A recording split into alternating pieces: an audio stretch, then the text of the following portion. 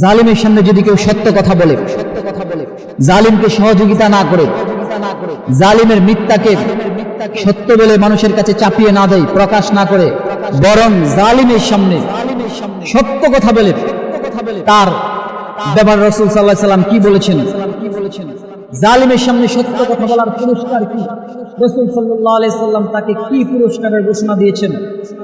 রাসূল সাল্লাল্লাহু আলাইহি সাল্লাম বলেন, যারা জালিমের সামনে সত্য কথা বলবে, সেই জালিম রাষ্ট্র হোক, সমাজ হোক, যে কোনো প্ল্যাটফর্ম হোক, যারা জালিমের সামনে সত্য কথা বলবে, আল্লাহ রাসূল তাদের ব্যাপারে বলছেন, সাইয়্যিদু শুহাদায়ে হামজা ইবনে আব্দুল মুত্তালিব, শহীদদের সর্দার হবে হামজা ইবনে আব্দুল মুত্তালিব।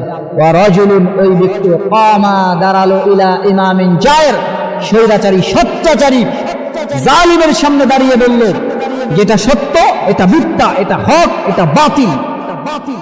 সেই স্বৈরাচারী সত্যাচারী শাসকই তাকে হত্যাও করে, আল্লাহ রাসূল বলছেন, সেও হবে শহীদদের সর্দার।